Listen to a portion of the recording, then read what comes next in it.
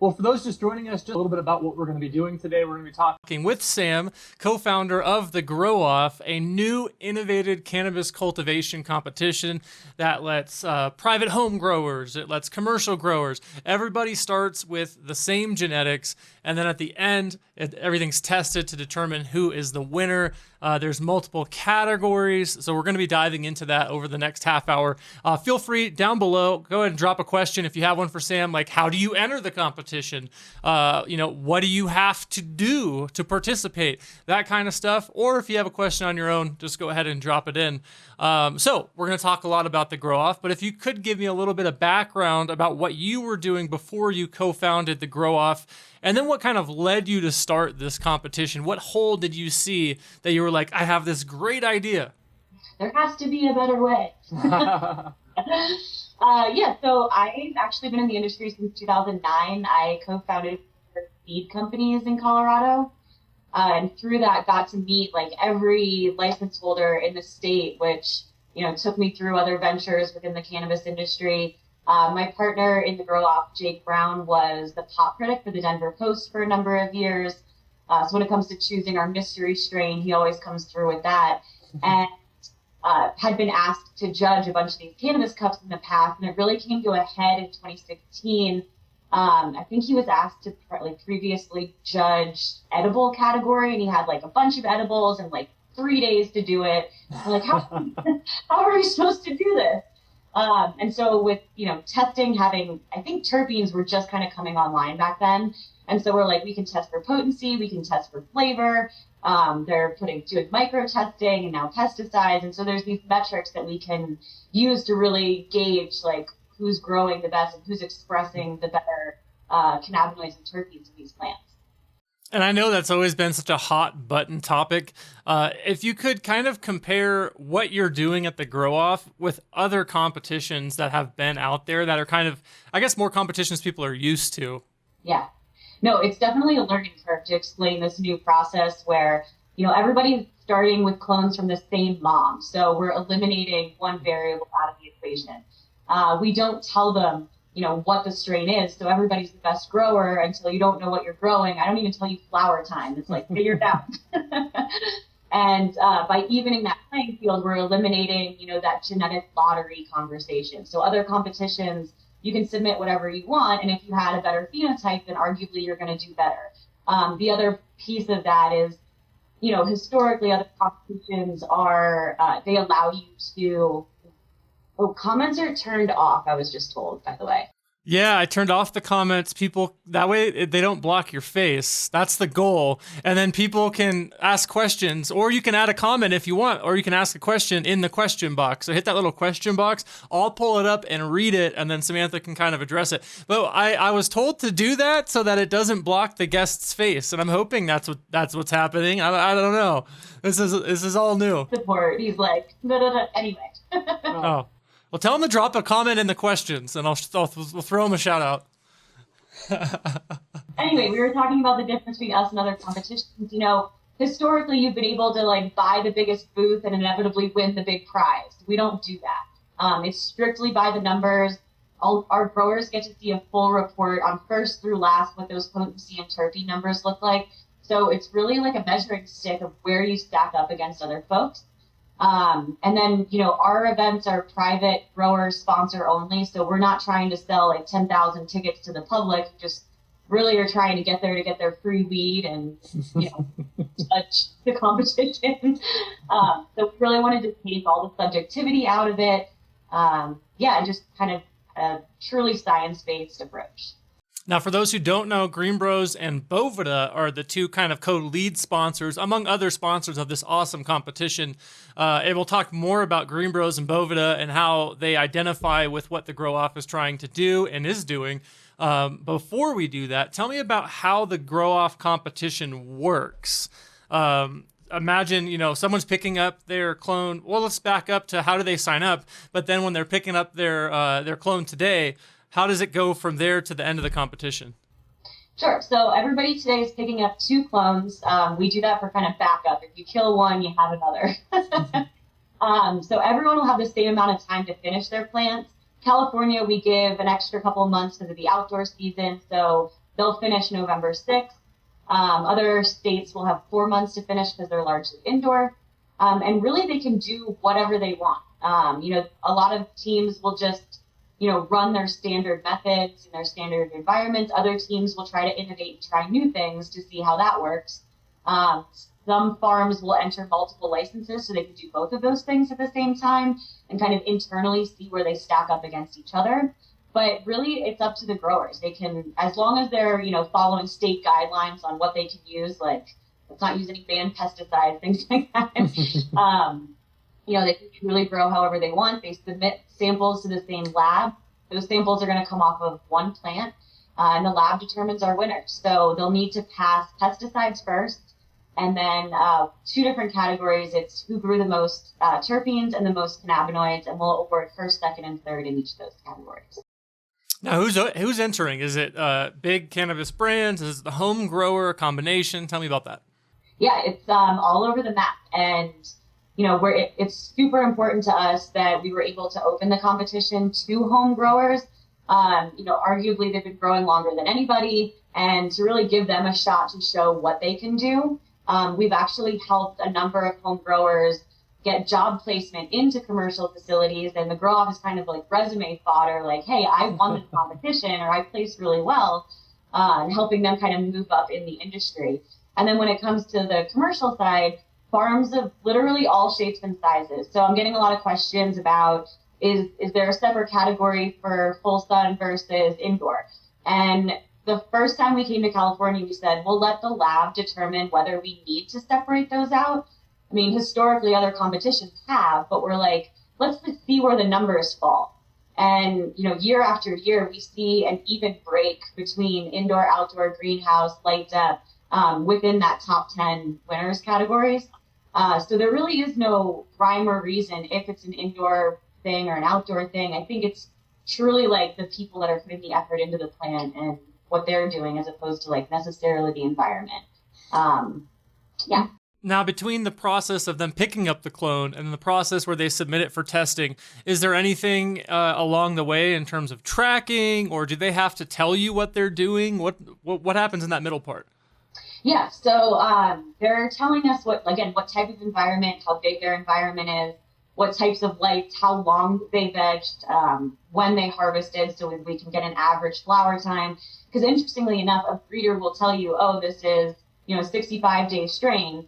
But when we have 50 to 100 people trying it that many different ways, maybe we'll find something else.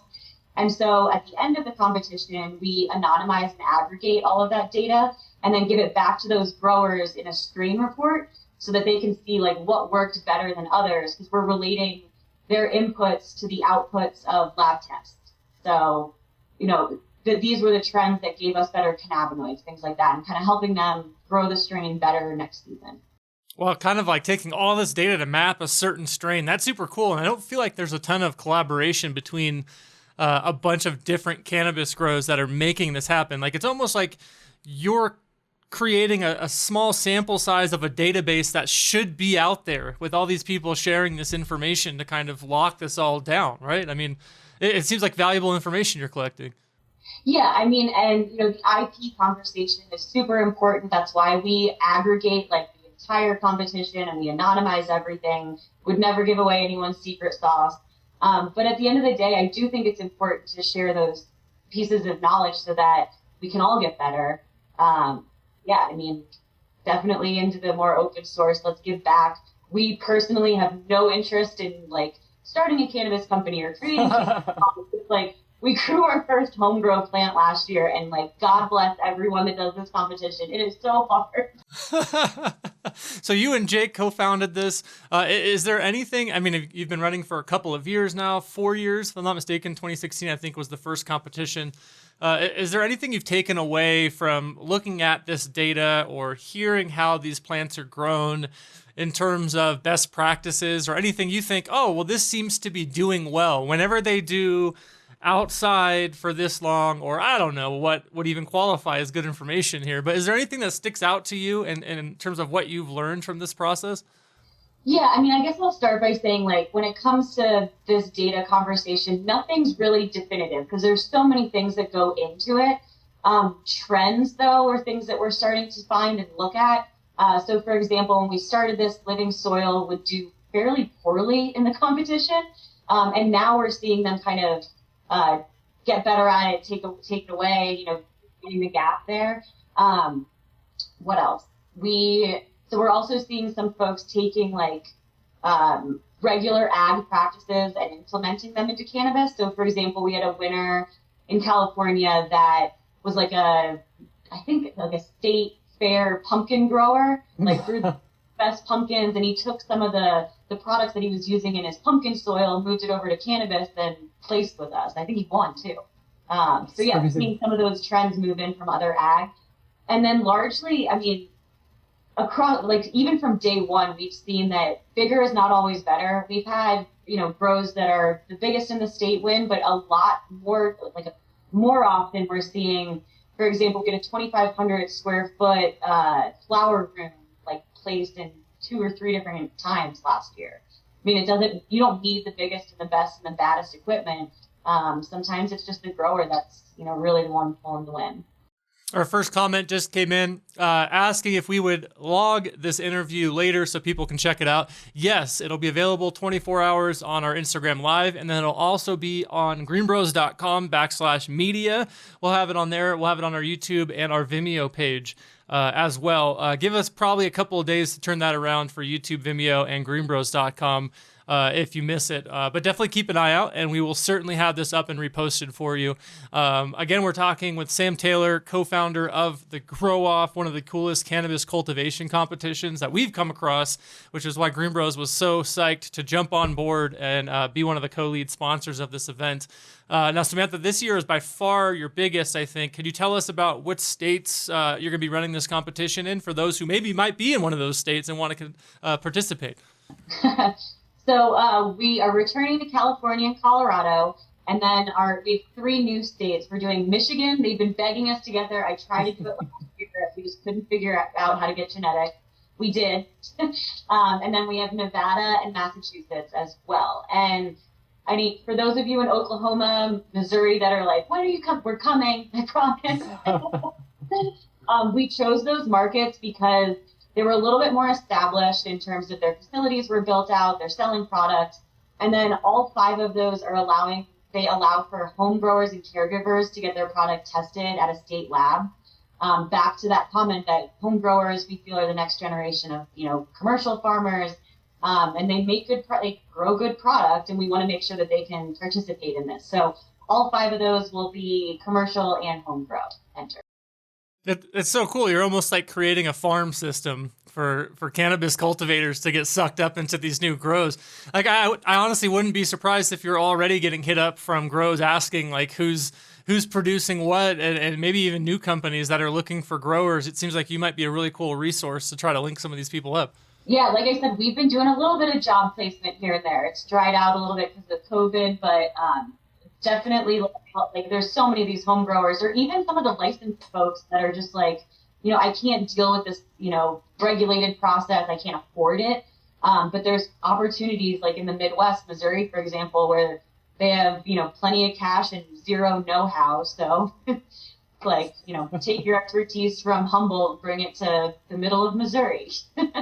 Oh man, that's awesome! You got to start collecting some headhunting fees. I'm telling you. Now, can you give us an example of some of the how this data happens, like how close some of the test results are, or given the fact that they all start with the same clone, how far you've seen some of the test results end up?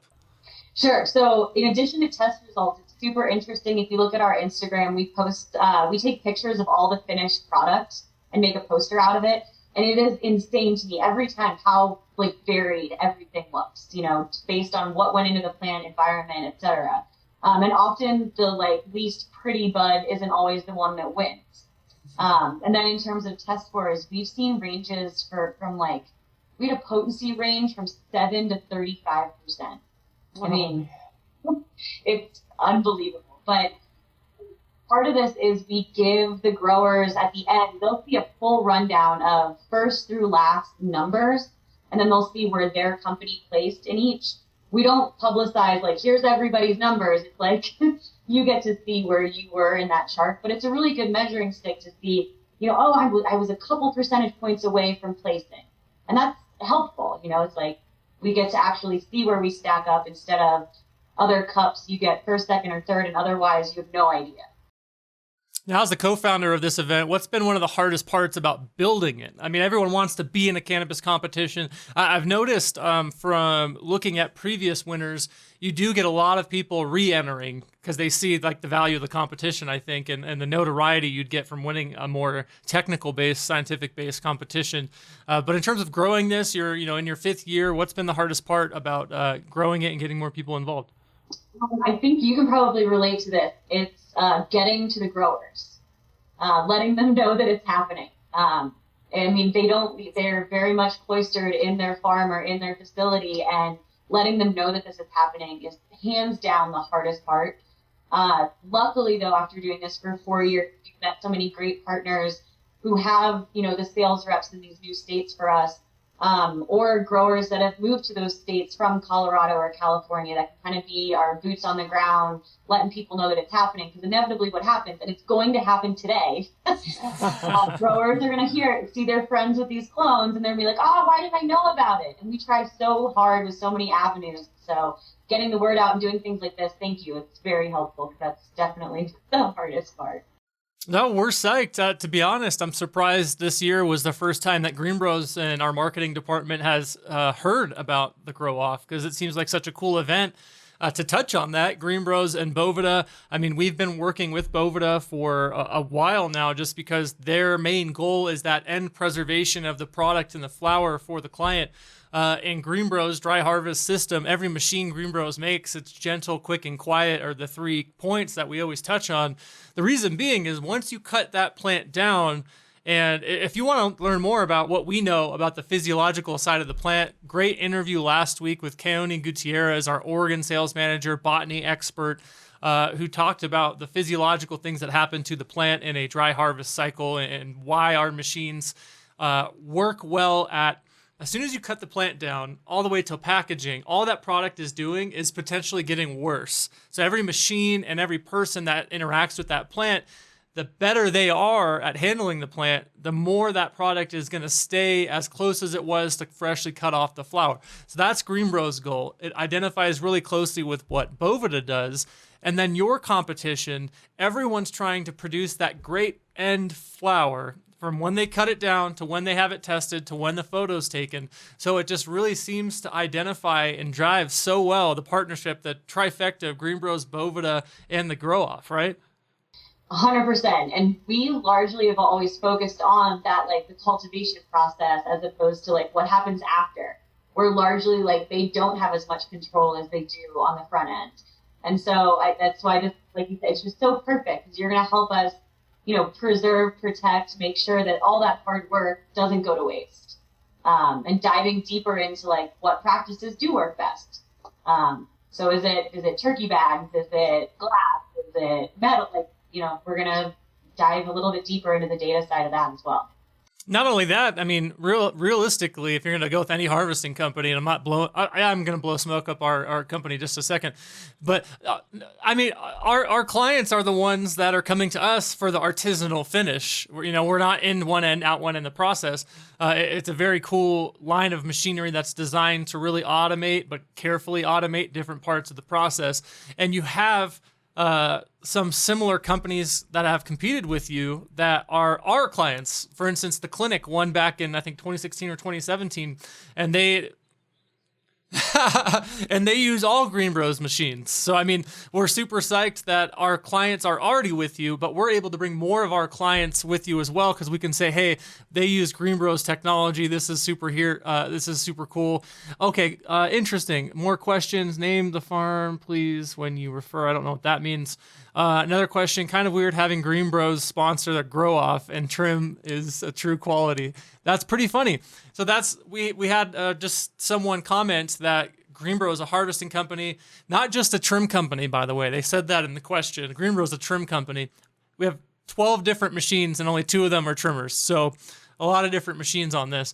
But that odd disposition or that odd comparison of how could a automated trimming company also sponsor a cultivation competition seems weird. And I agree that seems weird if you go by the old stigma of how machines used to be in this industry, of really just putting out quantity over quality. But when you talk to our customers, it's a very different conversation. So if any of you are listening and you're curious as to why we would be representing artisanal finishes and companies and cultivations who are looking for that end hand trim look, we have a ton of resources for you, and even people that you can talk to that own our machines that can tell you how they do that in a realistic setting. So that's something that we can do. Anyways, so I know, Sam, just a couple more minutes here. We're, again, talking with Sam Taylor, co-founder of The Grow Off. If you want to go sign up, by the way, in any of these states that she's talked about, go to thegrowoff.com. Your company or your home grower, find out more information before it's too late, before a clone pickup happens and you miss it. Sam, tell me a little bit about what the future looks like for the Grow Off. We talked about this year a little bit, but where are you taking this thing in the next couple of years? Gosh, so I guess the other challenge we have is myself and Jake running the show, but, thanks to, GreenBroz Bovida, I feel like we have a little, army now. We're stoked. I think it was Leslie from your team that asked, when are you doing this in every state? Yeah, she's up in Washington, and she covers some international for us. We've got an Oregon sales manager. We're up in Canada. So, we're ready to help get into all these other states where we could be running some competitions. Yeah, I think long term would be awesome if there was a national regulated lab testing, so that it's even across the board. If we're able to get the same genetics to every legal state, or if all states were legal at that point, because inevitably they're asking, why can't I compete against California from Michigan? It's like, well, we can't cross the state line, but eventually, I think that's the big goal. And then, are you looking at any international markets, or are you thinking just the U.S.? Oh gosh, I know. I'm throwing this way out down the line. I'm curious. Inquiries. I'm talking to a guy in Colombia right now. They have an interesting program. Canada's obviously right there and interesting. Then it comes down to how do you do it without actually being there, without the control that we have here, and then you have a whole different regulation market. We're open to the possibility. Let's see here. I'm looking at more questions. Are there award ceremonies? Are they open to the public? Is there a way people can watch award ceremonies? I know you had mentioned that the award ceremonies themselves are really just for the growers and the sponsors to be there. Are there any public tickets, or how could people maybe watch? Is there a live stream? Tell us about that. Yeah, we've gone live on Instagram for the awards portion, which really only takes about 15 minutes. There's 3 winners in terps, 3 winners in cannabinoids. And then that also depends if we're in the middle of Humboldt doing a party, if there's Wi-Fi access. Yeah. I certainly hope this doesn't happen, but with what's going on, we might be streaming awards, depending on what the future holds. At that point, you can watch. But no, that's a good comment. Perhaps we'll try to get set up so that people can watch what's going on. But really, like I said, these parties are for growers. They spend so much of their time with their plants. If they're gonna leave, we want to make sure that they're having an awesome time. So we typically have a barber shop so they can get their beard trimmed. We have tattoo artists and other entertainment, food and drink, and it's just an awesome time. So I wish we could bring it to the public, but it's a small thing that's special for our team. Beards and tattoos. You're really lumping growers into a couple of categories. No, that's awesome. I think if at the very least, if you do it on even if you do the award ceremonies over, what are they doing? Zoom conference now, something like that. Record it. We could help edit it and at least put it out so people can watch these things because they want to see it. Now we did have a question from 707 Russian River Farms. That talked about, he was the one that was talking about how weird it is for GreenBroz, it's GreenBroz, not Green Brothers, by the way, to sponsor a grow off and trim true quality. And he wants me to prove him wrong real quick. All I'm going to say is that our trimmers are different from all the other ones in that it's not in one end, out the other end. Your eyes are on the product the whole time, and you have the ability to maneuver a product within the machine yourself. You can use your hand in there if you want to, as long as you're careful, and you can stop the process, remove your flower whenever you want. So as your flower hits that desired level of trim, whatever that is, you're able to take that out, okay? Now, a caveat to this, and the reason why this is really cool, is a lot of our grows will put their flower in only for 50 to 75% of the trim that they want to do, and then they'll pop it out and give it to their small QC team to finish with a hand trim. So you get that hand trim finish while you still have knocked out 50 to 75, 80% of the labor, which can save you a ton of money, but you're still producing a hand-finished product. That's something that our machines do that no other machines can do. So if you're looking for an artisanal finish, you can still use our machine to knock out most of that. And if anyone out there, whether you're a home grower or a commercial grower, you know that trimming, while rewarding, gets you that product that you're looking for. Anyone out there would love to knock out that first 50 to 75% if they can, and then finish with a hand trim. You're getting to the same goal either way. It's just, are you doing it the smartest way possible while preserving all that good stuff? How many participants will use a trim machine for their final product? That's an interesting question. I'm guessing that if this is a specific competition that's going to be tested and they're just trimming one plant for submission, that all these people are probably just going to be hand trimming, right? You'd be surprised. I mean, and that's something we'll look at in the data this year. But yeah, I mean, we only need about 10 grams for testing, so presumably. But I mean, Colorado, they've probably put it through. Maybe even Clinic did with yours. Wouldn't be surprised. Yeah, and I think Russian River might be in the competition in California. Nice. So GreenBroz will have a rep, I think, at each of our pickups. So make sure you find them and, ask these questions, give it to them. Because I've been extremely impressed at the thoughtfulness of your responses and how you guys have created products to answer these questions, these hard questions. So we're excited about this. I think you guys put a lot of thought and you care. It's not just like it's not one of those like throw the Christmas tree in and it's like, yeah. It's very thoughtful. So. And to follow up, let's see, 707 Russian River Farms says that's a question you should ask. So I don't know if there's a way for them to report, but we should definitely get that information to see, did they hand trim it, or if anyone, because that'd be a really cool category maybe down the future, is if they submitted 10 grams as a hand trim, and then they all had to do like 10 grams as a machine trim or something like that, where they could say what trimmer they used. And that'd be really interesting to add into the competition to kind of just break up the difference. But yeah, man, no hard feelings. Obviously, ask us questions anytime you want, man. We're not scared. But that's a great point. We will have reps at the pickups and the award ceremonies for all these things. Our local reps, since we're in every state, baby. They'll be out there. They'll have, some of them will bring machines out if you want to check them out. But any of them will be able to get you a quick demo if you want a demo at your facility or at a facility that's close to you. A lot of times our sales managers can get you in another facility that has our machine, and you can watch it in person without having to buy anything. Like, seeing is believing, we think. We get you in front of a machine and watch how it trims, how it comes out. That's when machines don't leave a demo. They see it. I mean, I could tell you story after story about machines that our sales managers have brought to the clinic, for example, is a great example. They were predominantly hand trim for years and years and years. Finally, we got in there. They said they tried every other trim machine. They demoed our 420 dry trimmer, which used to be our flagship. Now it's the Model M. They were so impressed with it. That machine didn't leave, and they've since bought in many other machines while placing in cups and competitions. You know what I mean? So they're obviously a great steward of our equipment. They have our precision batcher, our sorter, Model M. They might have other things too. I'm not sure. But okay, just closing up now with Sam Taylor, again, co-founder of the Grow Off. Sam, is there anything that I've left out in terms of what people need to know about either signing up or competing or following the competition? No, I mean, I think we covered a lot. I guess I would say if you're watching from Nevada or Massachusetts, those are our two kind of big unknowns. Still looking at genetic partners there.